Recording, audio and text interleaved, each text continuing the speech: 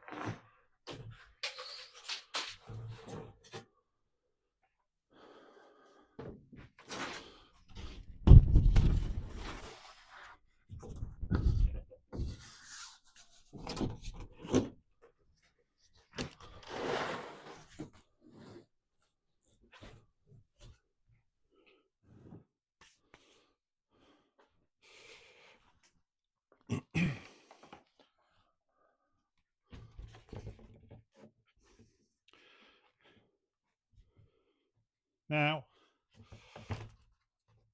if I combine the two on top of each other, I get pretty much a complete outline. There is a little area down here where I will have to extrapolate out, but other than that, they're okay. I'm pretty certain that they're identical.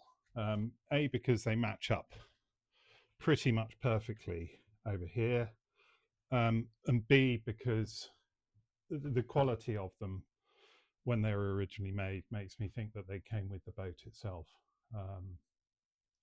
I will check the owner's manual to see if you had to cut them out yourself or not, but they appear to, I think, have been professionally made. So what I am going to do design-wise is I'm going to get rid of this section here, this cutout. A, it's going to make things a bit easier because I can just use the long side of this ply without having to sort of faff around too much. And B, these I think were made to take the tables, which I'm not using. I've passed over to Jason. So I am going to have a slightly different layout, which I'll worry about nearer the time, probably with some sort of handholds cut into it. But for the purposes of today, I'm just going to be cutting around the outsides, hopefully, and then gluing the two boards together twice.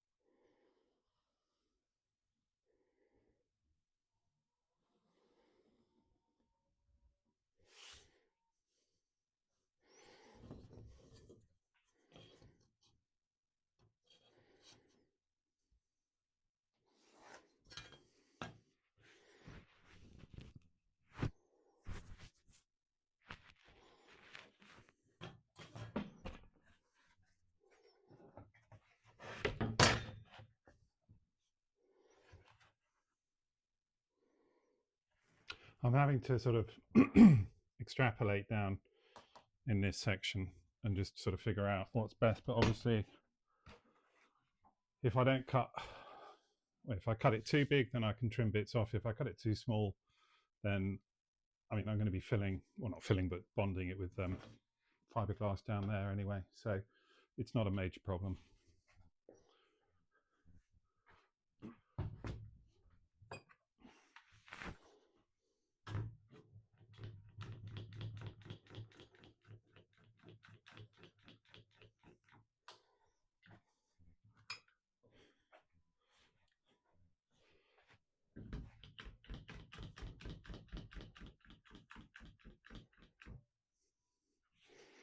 Right, we've gone for a pretty fine blade, wood, slow.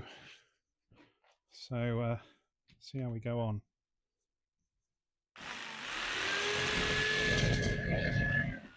If I do that, I'm going to slide through my table, aren't I? Yeah. This is going to jigger it around a bit. How am I going to do this? Well, just shift, I suppose.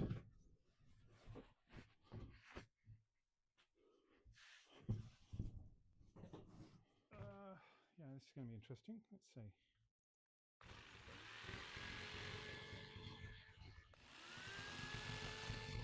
This one is.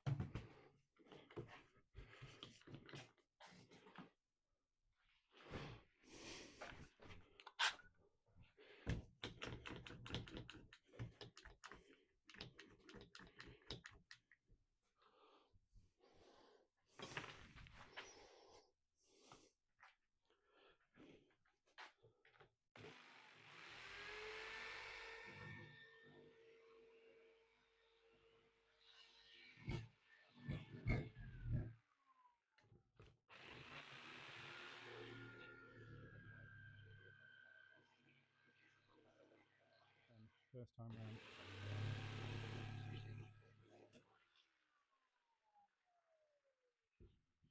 Oh well, now I know.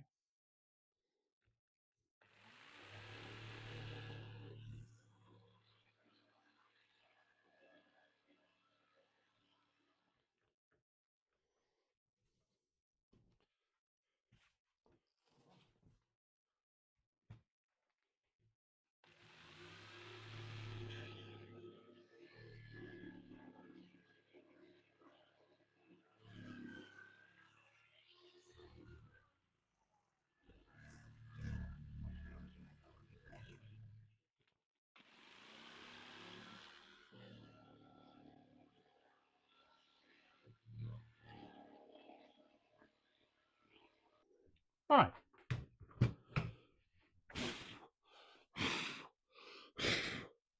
That wasn't as bad as I thought it was going to be. So I'm going to glue them up, push them together, and let them dry overnight.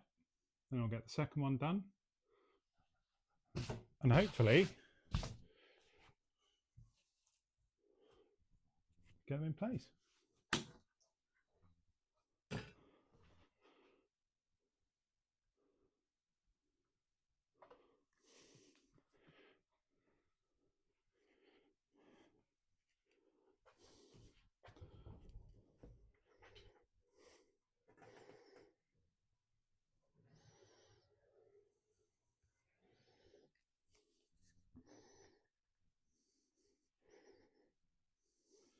And a little tip from my brother from many years ago, which I've actually remembered, which is unusual because I don't really listen to much that he says, is don't put it straight on. Put it on slightly offset and then push it in place, and it sort of smears out the glue on the surfaces underneath. So I'm going to get A, glue all over my hands, and then B, pretty much into position.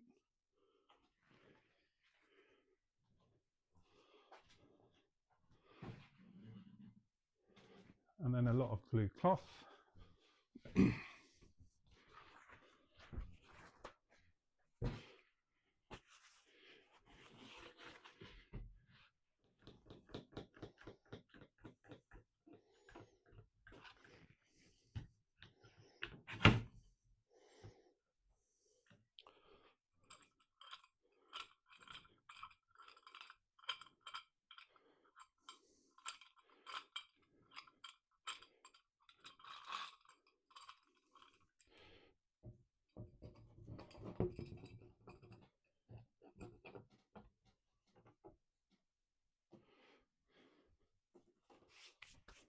Right, since I'm using all my clamps to hold this one, means I can't use them to hold the other one when I cut it.